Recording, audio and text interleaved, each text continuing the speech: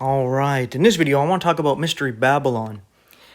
I've talked about this stuff before, and sometimes I lean one way or another, but I'm going to show where my mind is at now. And this is from Revelation 17 and 18, and talk about this a little bit, because on my last video about basically prophecy with the title of the video was Daniel 2:7-8, Revelation 12:13. I talk about the beasts, the kingdoms, and I put this linear connection to them that seems to be lining up pretty well with what we're seeing today. And somebody was like, I think you hit the nail on the head here, and I would like to know what you think about the Mystery Babylon. So I was, oh, okay. So I'll do that here. Ow, stubbed my toe a little bit there. But anyway, gotta tough it up. Get into this video here.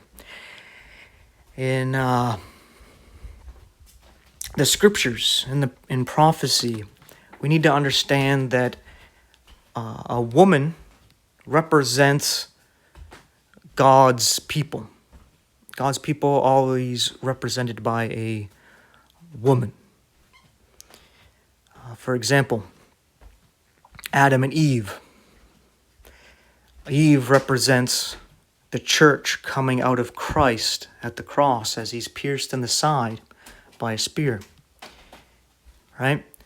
As Adam falls into a deep sleep, a rib is removed. Right? And as Jesus went into a deep sleep of death, you know how Jesus said that Lazarus is sleeping? And they're like, oh, if he's sleeping, he's fine. And he's saying, no, Lazarus is dead. Right? So the sleep and death are telling you of the same thing, right? And so we see that when Eve was deceived, it's talking about mankind, right? And when Adam sinned, he wasn't deceived. He partook of the fruit because he didn't want to lose Eve.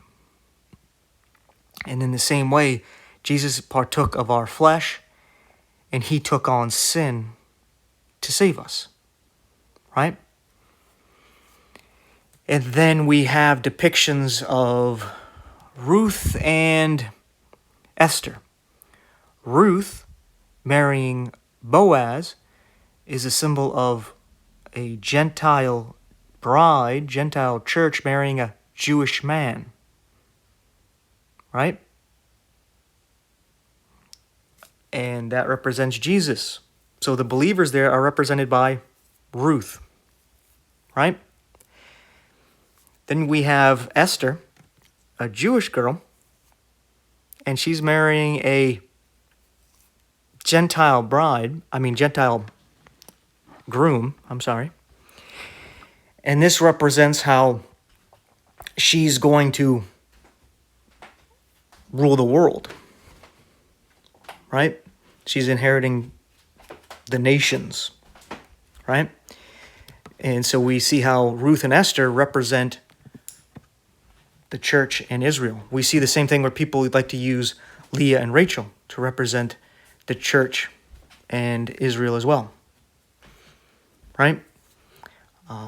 We even see this with Isaac and Rebekah, right? Where Isaac is the son of the father Abraham, representing how he's Jesus, the promised child, right? And the servant of the father and son goes out to the land that they've come from, representing the Holy Spirit, goes out and finds a bride, representing the believers, to bring to Isaac, right? And she has to leave her family and the world she knows behind for Jesus, Isaac, whom she's never seen, yet believes, right? So we see how she represents the church.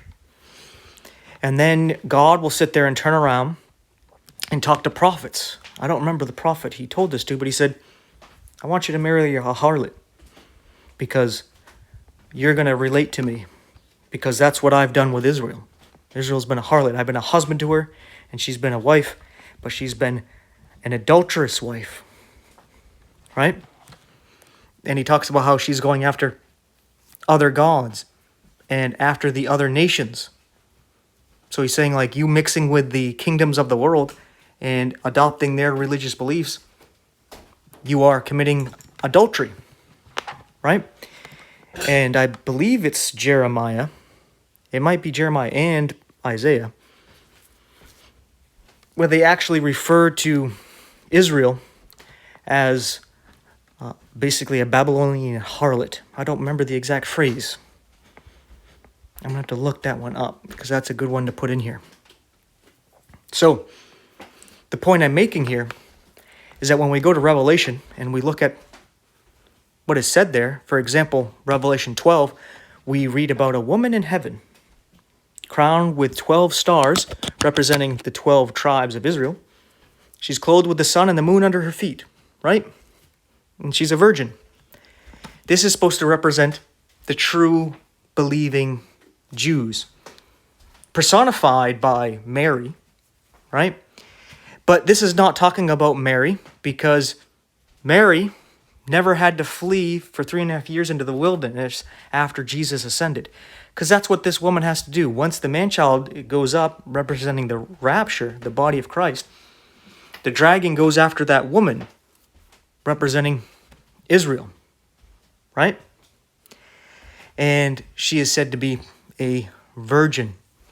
And the virgin listens to Jesus, what he tells Israel in Matthew 24 about fleeing Judea, right? Go to Petra. Petra is the rock. You know, Matthew 16, when Jesus says, you are Peter, Petros, and upon this Petra rock I'll build my church. Jesus is the Petra. Even Peter in 1 Peter chapter 2 refers to Jesus as the Petra. So it's not about, oh, Peter had to be called Petros because it's masculine. No, because Jesus is referred to by Petra, even though it's feminine, right? All the times in the New Testament when someone is referred to as the Petra, the rock, in the Greek, it's always a reference to Jesus. Like when Paul says that Jesus is that rock that followed Israel through the wilderness and gave them water, right? He is the Petra. And even in the Old Testament, the rock was always God, a reference to God. I just figured I'd put that in there because it actually ties into this mystery Babylon, right? Because it's a mystery. But when you understand the woman in Revelation 12, it represents the believing Jews. Well, you also got to understand that there's unbelieving Jews. You see, even Jesus, when he was talking to the Canaanite woman, he referred to the Jews as children, right? But then he referred to her as a dog, right? And that might seem rude, but the point being made is that he is come for Israel, and Israel is referred to by God as a woman, as part of mankind, human. But the Gentiles, the nations, are considered dogs and pigs. And this is something you may find offensive, but you can take that up with God. So when you understand this, that when John, a Jew, is using prophecy, and he already showed you that there's a virgin woman that obviously represents Israel, and then there's a harlot, you need to understand that this is talking about, again, Israel, because it's still talking about a woman, but an apostate whore that's committing adultery, right? And Babylon is confusion. And we're told in the Old Testament that if a woman were to sleep with an animal, that is confusion. And this woman who is a harlot is riding a beast. So she's riding the seven-headed Gentile nations. And this ties into a video I recently put up. I entitled it MOTB, which is Mark of the Beast, 666 Kingdom. And I talk about how Israel is going to be the head of the nation soon. It's going to be the next superpower. And Trump's going to be part of that. And she is going to be riding the beast. Right? And you may be saying, but all these connections in Revelation 17 and 18, there's so much connections to like New York City, to the Vatican. And I'll be like, you are correct. You see, this harlot is spread all over. For starters, there's probably more Jews in New York City than there are in Israel. Right? So you need to take that into consideration there. Right? So the woman there is riding the beast. She's in the middle of Babylon. But not only that, Catholicism is actually pagan Rome mixed with Judaism. And that's why they follow the Levitical priesthood in their hierarchy, with a high priest as the pope, and then the other priests that are underneath, right? They're cardinals and bishops and what have you. And then they have the lay people, right? They have that same structure of the Old Testament, and they even use the yarmulke, right? Because they're intertwined. Like I was telling you about the iron and the clay, Rome is iron, and the government of America is based off of Roman law, admiralty law now. It's moved away from common law. And it has all its architectures after Rome and uses Roman depictions of gods and goddesses in the federal buildings. So, it's no secret. It's all right there, even using Latin on the dollar. Novus Ordo Seclorum and stuff like that, right? So, even using Latin and Pig Latin in the legal system, if you know, you know. And,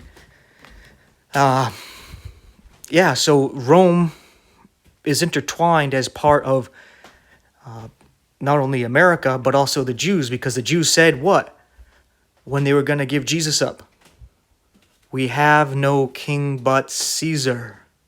Right there, they joined with Rome. The iron and clay started to form with Rome, the Gentile world, and Israel. That is the combination of a mystery Babylon right there. A harlot and a beast. She's riding the beast because she's riding Catholicism. That's why I tell people about Catholicism with the Eucharist is a Jewish insult to Jesus Christ that you embrace as if it's something you need for eternal life. And you have no idea what you're doing. Because when Moses came down from the mountain and he saw Israel committing idolatry with the golden calf, what did Moses do? He smashed the tablets. He went over, grabbed the idol. He grounded it down into a powder and mixed it with water so that everybody ate and drank their false god. To show them what? That your God is shit. That was what was being said to them. Because God, again, doesn't play around. And he was showing them these things you make with your own hands, such as the wine and the wafer, and put your little stamp on it. The work of your hands, you say abracadabra, and you think it turns into God, and now you're eating Jesus, and you're just turning him into shit, which is what is said in the, I don't know if it's the Jerusalem Talmud or the Babylonian Talmud or both of them, but I actually have a copy on my phone, and I've looked at it myself where they say this Jesus fella is actually burning in his own excrement in hell right now. So that's how they think of him. And they got all the so-called Christians to partake of this insult pretty much daily, right? This is part of the whole mystery Babylon. You got to understand, Babylon is confusion, and it's confusion because of mixture, right? Man with beast in this example. Israel, representing mankind, mixing with the Gentiles, the beasts, the dogs and the pigs, the lion, leopard, bear, dragon, right? Mixing with these creatures, with the metal of the iron.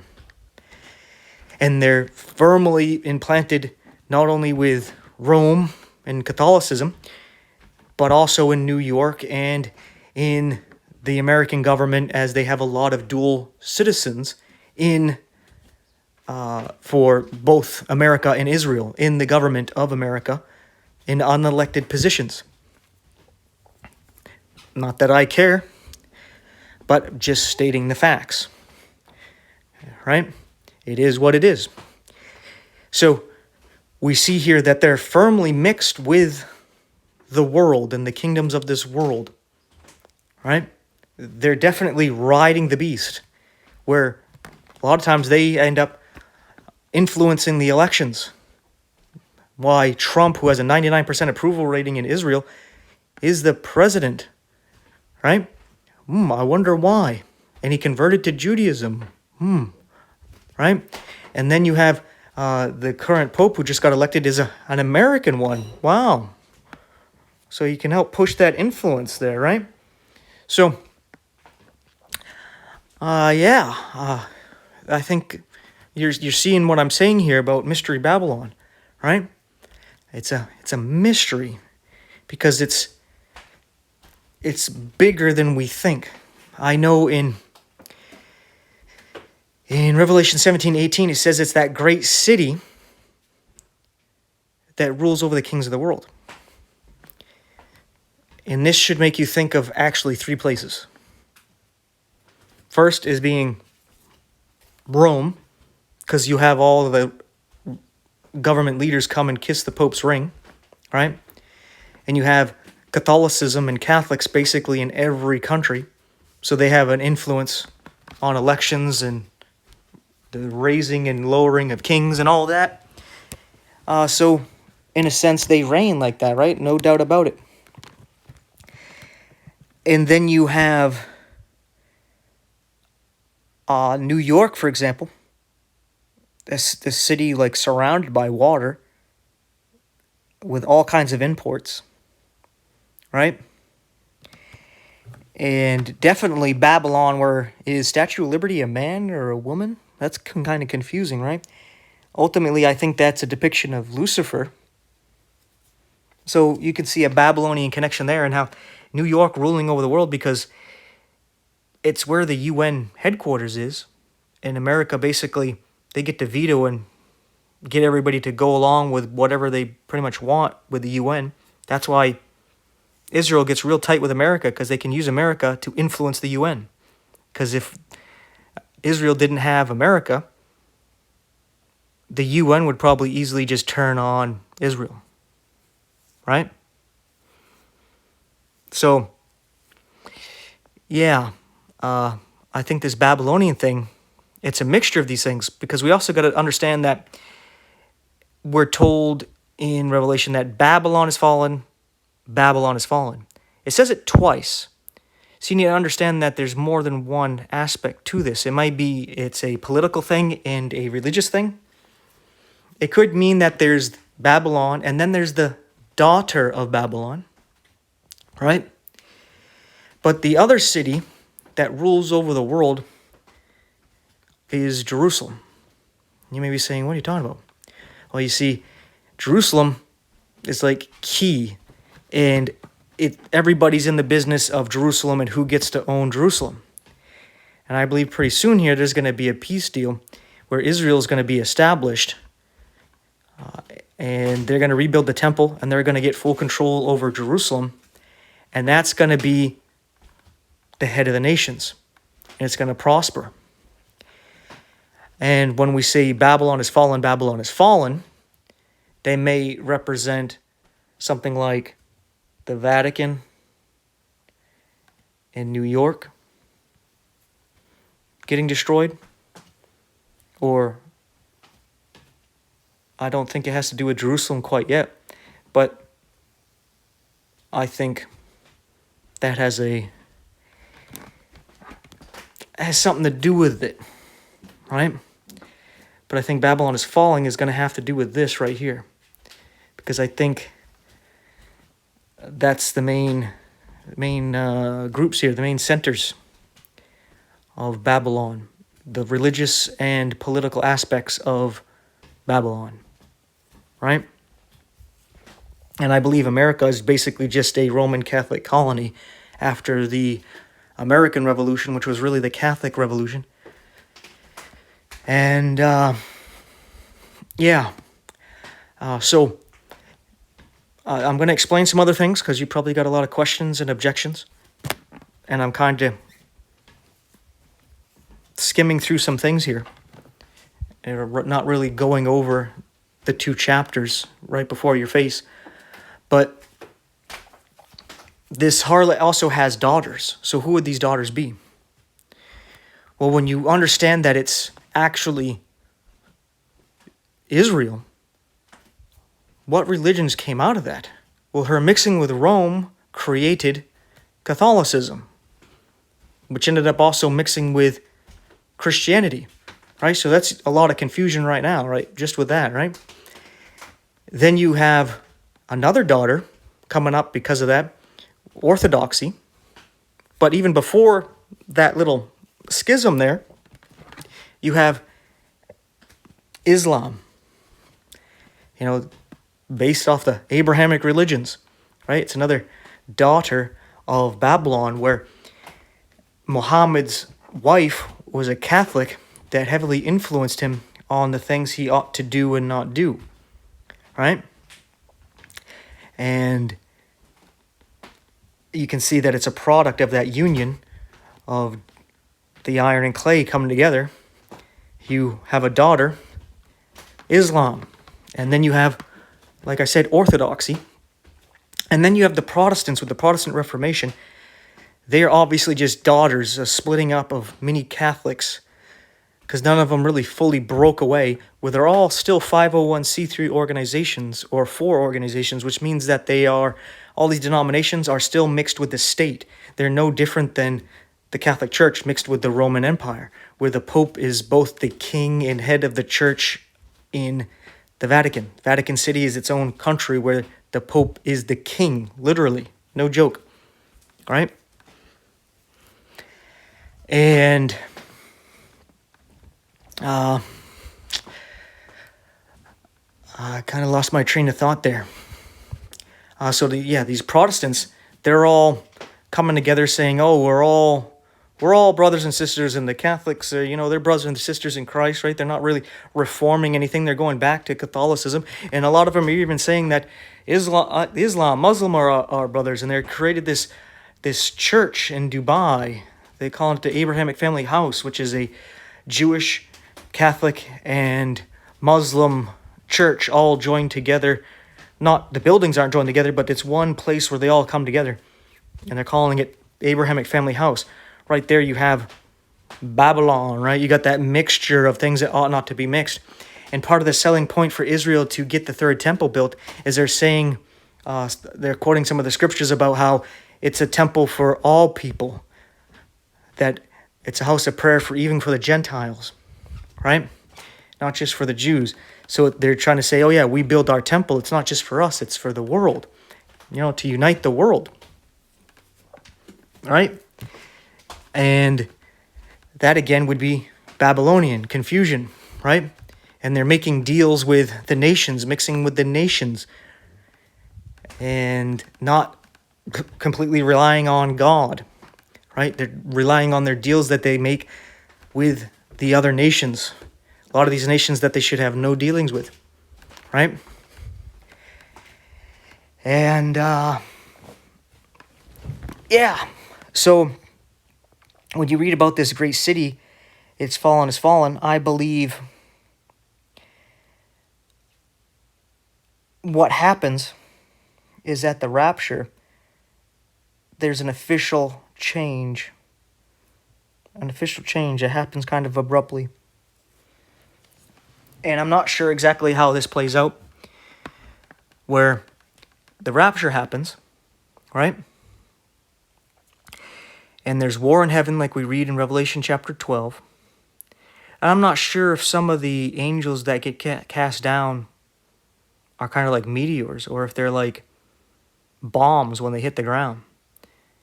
And I believe going to get thrown out of heaven and hit New York, hit the Vatican. And that's going to be devastating. And I don't know if people are going to say, oh, it was nukes, they were nuclear attacked, and then use this to escalate war, where people thought, oh, like if New York got hit, but it wasn't from Russia, China, or anybody.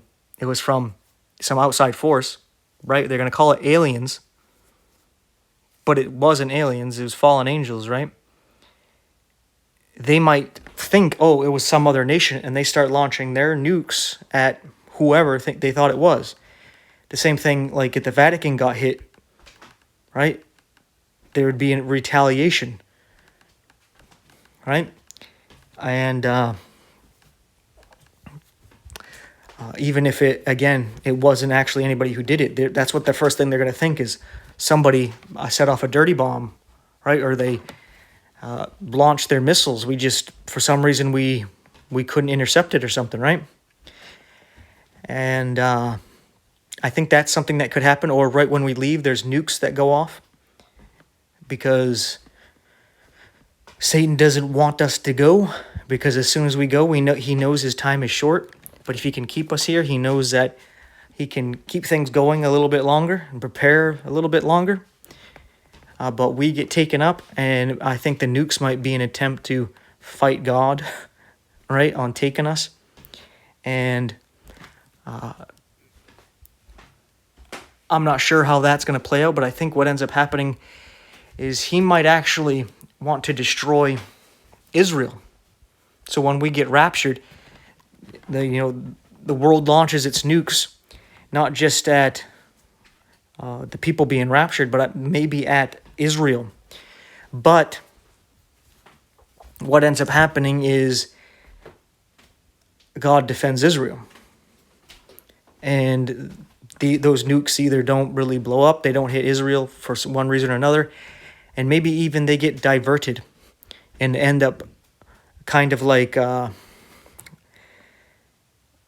do on to others as you want done unto yourself. So since they went to try to destroy Israel, it ends up going and destroying the Vatican. It destroys New York City. Like, they get redirected and those nukes land on those places and cause great devastation, right? Because we also read in Daniel about the abode of that little horn, the Antichrist there, is destroyed, and he moves to the promised land. That's why I say Trump is going to move to Jerusalem. That's going to be the headquarters of the United Nations, and they're going to probably accept Trump as their king over there. And they already call him the Prince of Peace and all this other nonsense. And so I believe the harlot has to do with Israel, but it's mixing with the iron, being Roman Catholicism and America. And that's what makes it Babylon. It's a mystery and a confusion. It's mixed with these things. And that's how it's a harlot. It's riding the beast, right? And ultimately, it says that the beast ends up destroying that city, right? The city, because they say Babylon the Great is destroyed. I believe at the end of Revelation 17, where it talks about the harlot, and it says that the harlot is a city, that great city that rules over the world. And then it says the nations, the beast, destroys this city, right? So you got to sit there and think, okay, let's look at these three cities right here. Which one do you think makes more sense to you? Especially since it's a time where the focus is on Israel, it's on the Jews. What do you think happens? The world is like, we're sick of Catholicism and they want to destroy the Vatican? Or they're sick of America and they want to destroy New York City? Or are they sick of Jerusalem and want to get rid of the Jews? And the reason why I'm coming back over here to Jerusalem is because history repeats itself, right? What did Babylon do when God was punishing the Jews? It came over and destroyed Jerusalem and destroyed the temple. What happened when God was punishing them again? The Romans came in, destroyed the city, and destroyed the temple. So, what happens again in the future? So that's why I think this is the mother of harlots. And it's kind of a mystery. That's why we're also told in Revelation 11 that Jerusalem is spiritually called Egypt and Sodom. And one of the main things you got to think about when you think about Egypt and Sodom is actually Babylon, because of the confusion and mixture. Why was Sodom destroyed? Well, Jude tells us that because they were going after strange flesh. You know, the fallen angels were going after human flesh. It was a mixture of angel and man. A lot of people look at Sodom as a punishment for homosexuality, right? That's not so much the case, because they were already doing homosexual things. It was that they were trying to mix with angels, right? With angels. You following? With angels. They were following in the same footsteps of Genesis 6. In Egypt, what do you see in Egypt with all their hieroglyphics? All their gods that are half man, half animal. Right? Again, mixture. A mixture of thing. It's confusion. It's Babylon. And we're told that Jerusalem is spiritually called Egypt and Sodom. Right? And they said, we have no king but Caesar, mixing with the iron. And they're supposed to be a woman, but they're being a harlot. Right? Just like God warned about them in the Old Testament. And the reason why you can't really say that this is necessarily talking about the Vatican in New York is because the Gentiles are not generally referred to as a woman. Right? Yes, I was mentioning how Ruth and one or two others represent the church. But you need to understand that the church is gone, right? When Babylon is fallen, the church is gone. So we're talking about God's people during this time. During this time, the Gentiles, the so-called Christians that are left behind, are not God's people. Right? So they're not a harlot. Right? Because if they were truly God's people, they wouldn't be here anymore. You could argue that, they take on his name in vain, and that's why they're harlots. They're not true Christians. You'd be like, okay, all right. But in Revelation, still, God's people in that time are the Jews, Israel, and that would be the main focus. And history repeats itself, right? History repeats itself, and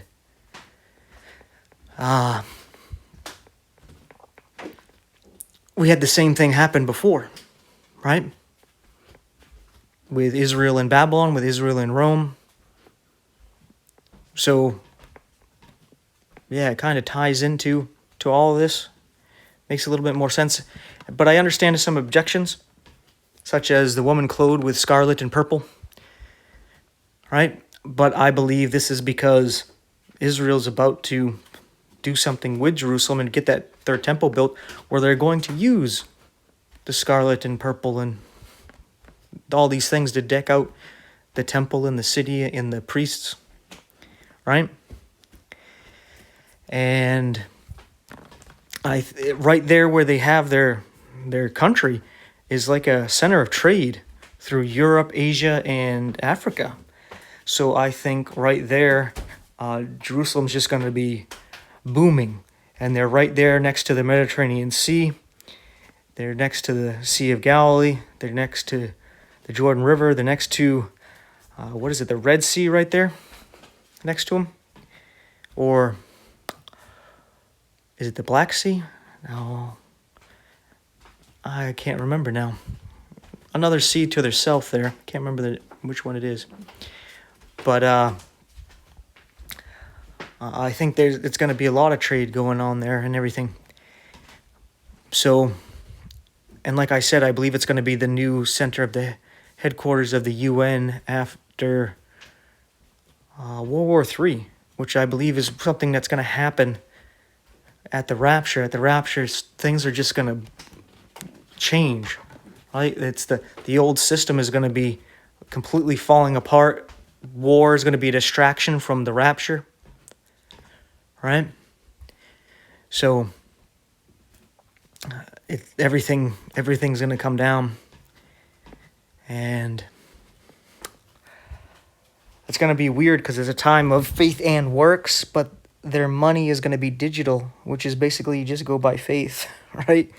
Where now we can go by faith, but our money is something we can see, but their money is going to be changed then. It's kind of weird how things flip-flop there.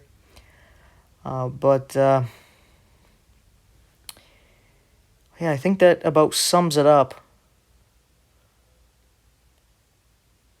All right. When it comes to the trade and all the people out to sea going, oh my, right? They're crying about Babylon being destroyed, the great city. It seems to fit more towards like a New York City, right? The Vatican, I'm sure they bring in a lot of trade, but I don't know if that would really be the case for all the merchants. And right now with the merchants with Jerusalem, maybe not so, but I think that the future is going to be a little bit different. It just kind of depends if you think when it says Babylon is fallen, is fallen. And again, with this last thing about that, I know I'm kind of going all over the place here, but when the rapture happens, maybe what you see is this: the Vatican in New York is destroyed. That's the first falling of Babylon. And then when it says Babylon is fallen the second time, it's referring to this, right? The first time here, and then Babylon moves to here, Jerusalem, and that also gets destroyed.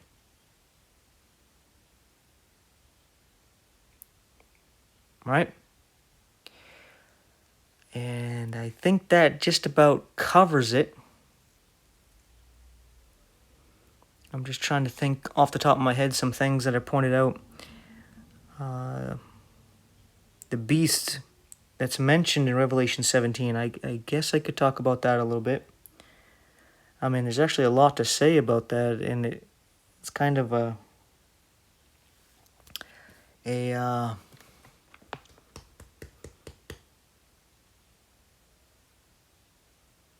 lot. I guess if you want to sit through this, I'll try to quickly go over this. I'll probably have to do another video talking about this some more, but we have 7 heads, right? 5 are fallen. 1 is yet to come. So we'll just put a circle around him. And then there's an 8th, but is of the 7. There's an 8th, right? So, but again, he's of one of these 7. So it's not like it's a completely new one. It's the 8th one is one of the ones that fell, right? So let's take a look at this here, because there's different ways to look at this beast that the woman is sitting on here. Now, the 5 that have fallen would be, which would appear something like, you could potentially say, I don't even know the name, Babel with Nimrod, right? You could bring that up. You could bring up Egypt, right? Then you can bring up Babylon, Medo-Persia, Greece. Those are the ones that are fallen when John is writing this. And the one that actually is at that time would be Rome. Rome was the one in power. And then he says there's one to come that will continue a short space. Now this is where it gets interesting. And hear me out on this. I was thinking about this after I heard this from YouTube user Antichrist45. I believe that's his channel name. He was talking about this, and he was saying that he thinks the one that continues for a short space is Nazi Germany. Because it rose up, had a huge influence on the Jews to go against them, but also help establish them in Israel. It was actually trying to ship them out of the country to the nation of Israel. And they didn't continue very long, a short space, right? Maybe a decade, right? Got everything going, got into power, continued for about 7 years, and then collapsed, right? And now the 8th is of the 7. Now, you can take this to mean that it's of one of those 7. But what if it's of all of them?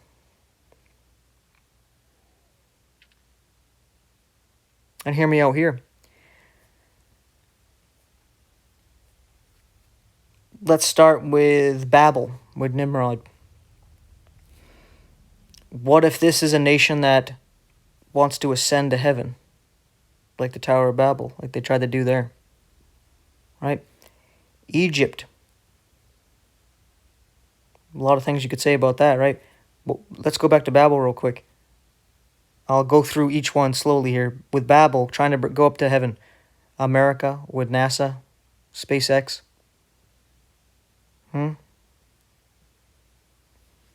That looks like something like that. And now they got Space Force. It looks like they're trying to ascend into heaven, right? Egypt. That's kind of weird because we got like a pyramid on the dollar bill there, right? And believe it or not, there's a ritual when the president is inaugurated that he is the resurrected Osiris.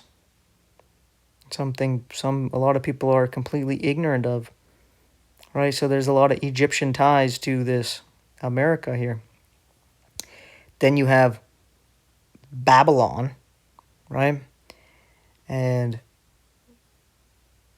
I'm not sure the connection to make with that, to be honest, other than it's Babylon, it's confusion. You got New York City, this melting pot and mixture, and you have that Statue of Liberty there. Yeah, I mean, you got all these little connections, but there isn't like one main thing to think of when you think of Babylon and America, other than Babylon had this wall that nobody could get through around them, and America has 2 oceans to protect itself from basically the rest of the world where most of the chaos is going on. And they want to build the Golden Dome, and gold is connected with Babylon and all the gold they had. So there's connections there. Now the Medo-Persian, I'm not sure how I could make a connection to that with America, to be honest with that either. Right? Just thinking off the top of my head, other than their support of Israel, like Persia, and allowing them to go back to their land and trying to help them get Jerusalem and rebuild the temple. So you can have that kind of connection with it as well. Greece, it has a lot to do again with also the next one, Rome, where America uses a lot of the Greek and Roman style for government, architecture, and education, right? So there's a lot of connection with that, and using their gods and making statues of them at the federal sites and what have you.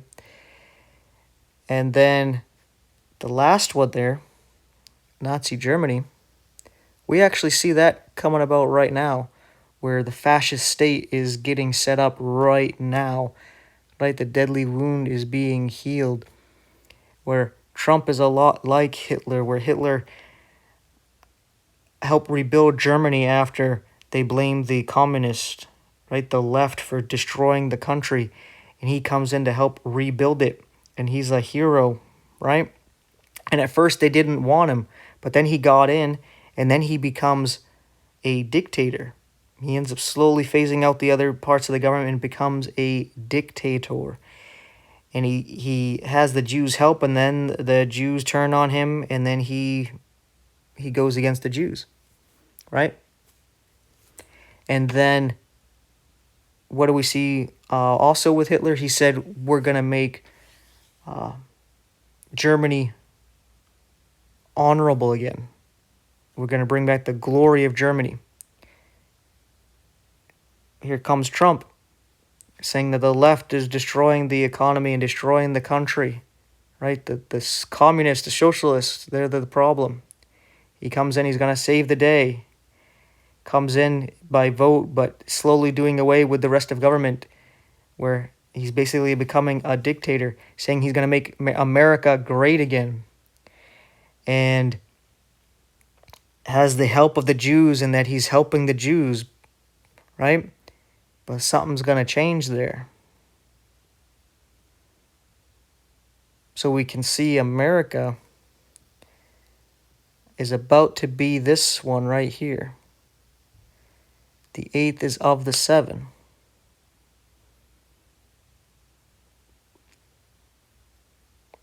You following?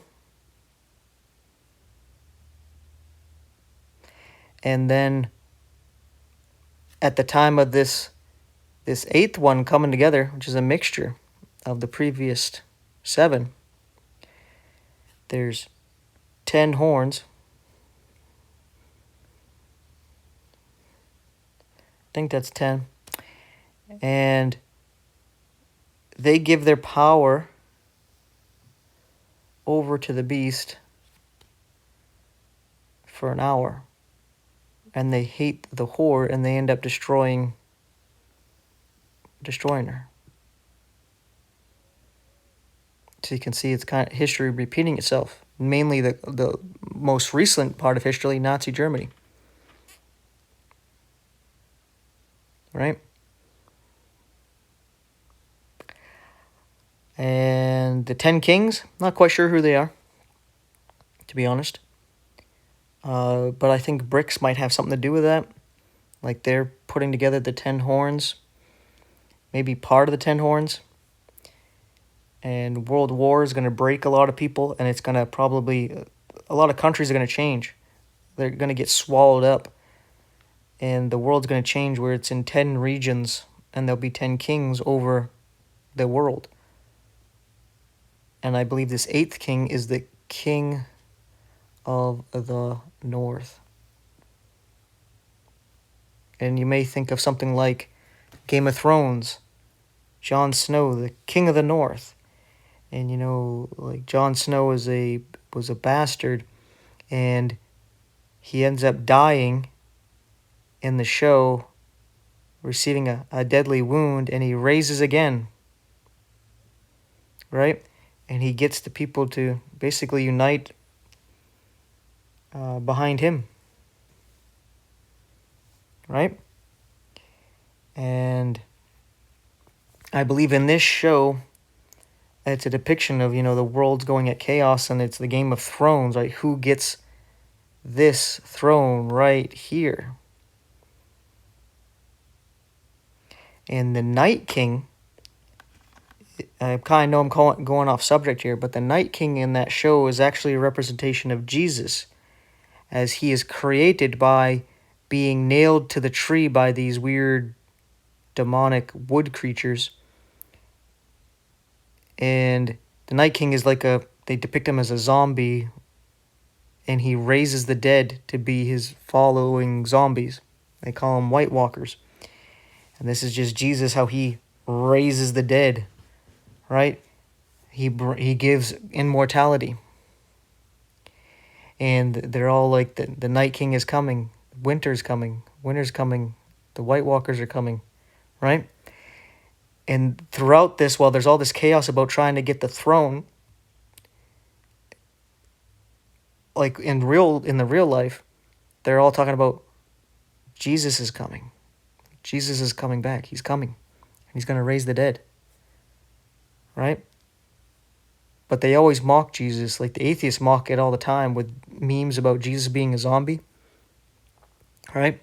So they do the same thing in the shows and in the movies.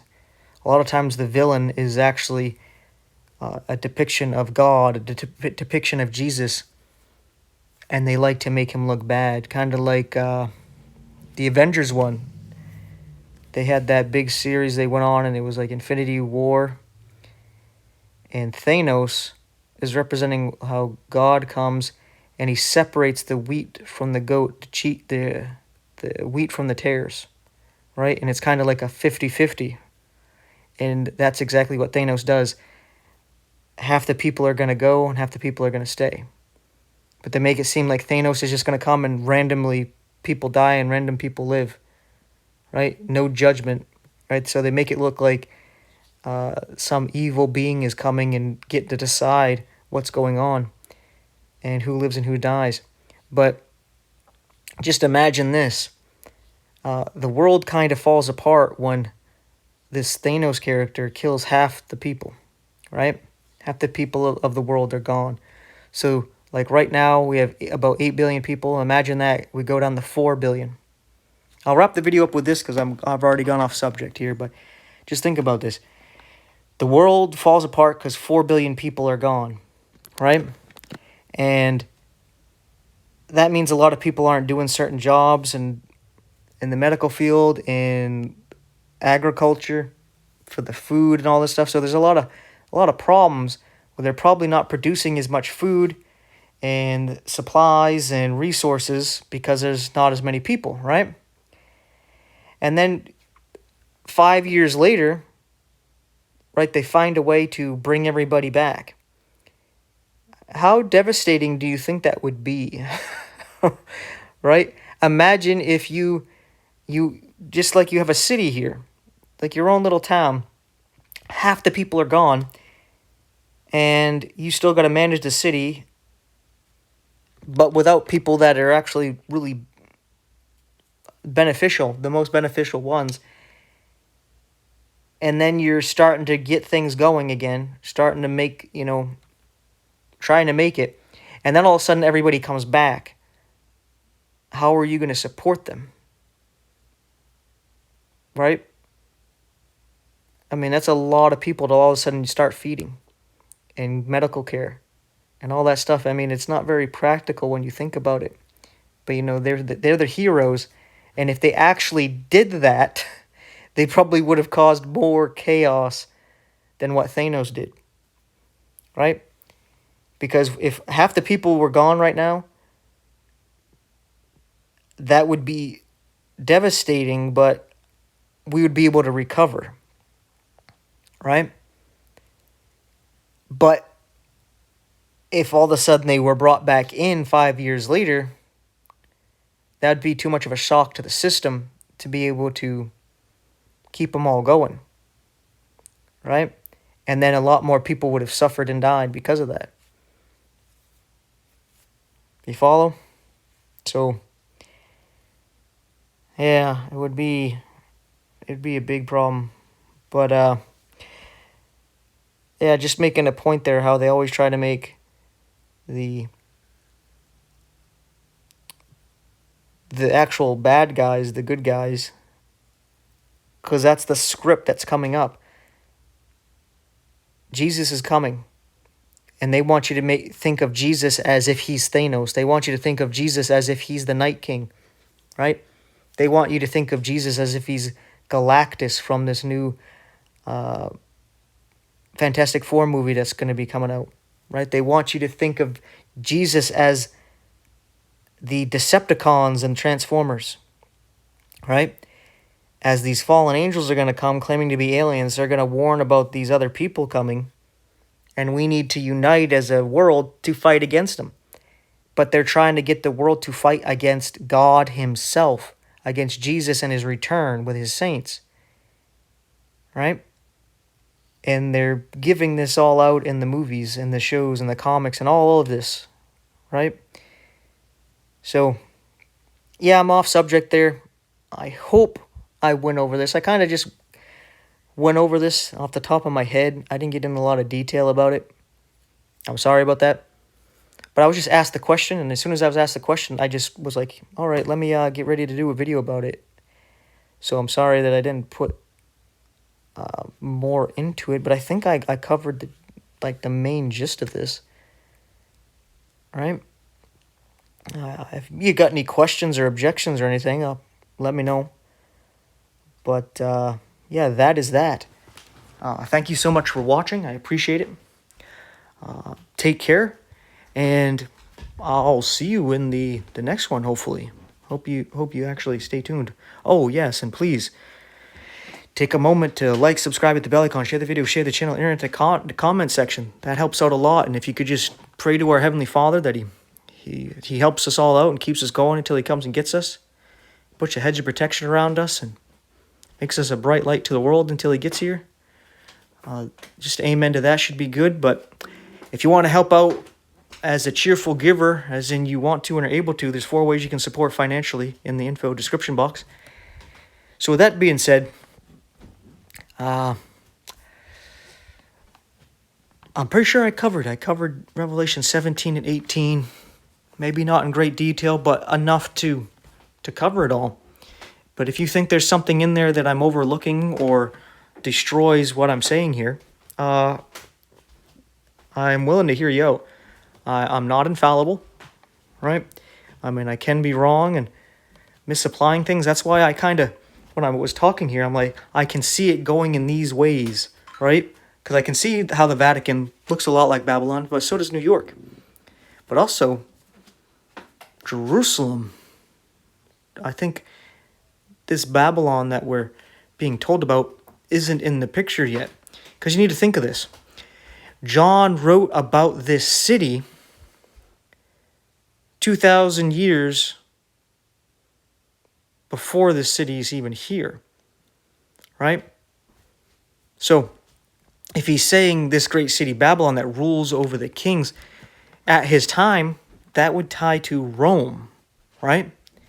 Which would tie you to these 2 cities, the Vatican and New York City, right? So, that's understandable. But at the same time, he's also talking about a future event with a future city.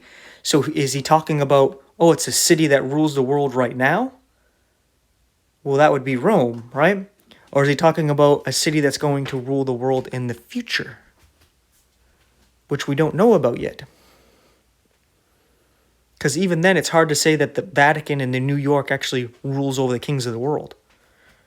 Right? You kind of have to make a little stretch. Like, just because New York is the UN headquarters doesn't mean they're truly the head of the nations. And the Vatican, yeah, they got people coming kissing the ring, but doesn't mean they got everybody, right?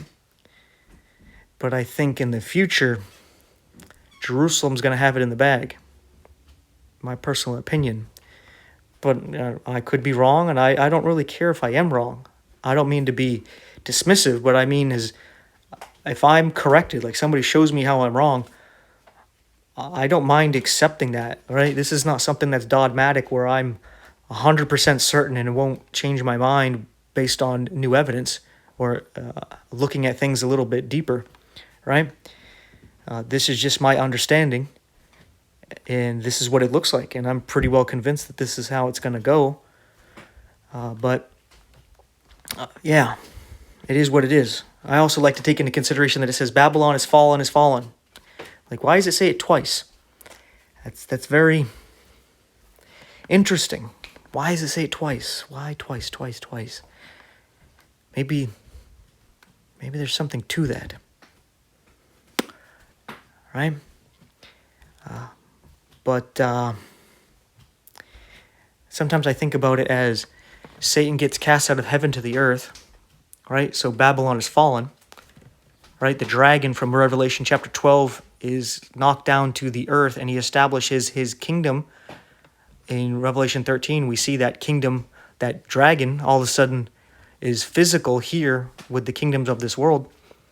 And then that kingdom is fallen, and Satan is thrown down from earth to hell. Right? So you got two depictions of Babylon falling. So, with that being said, thank you so much for hearing me out and even staying to the end with this extra stuff.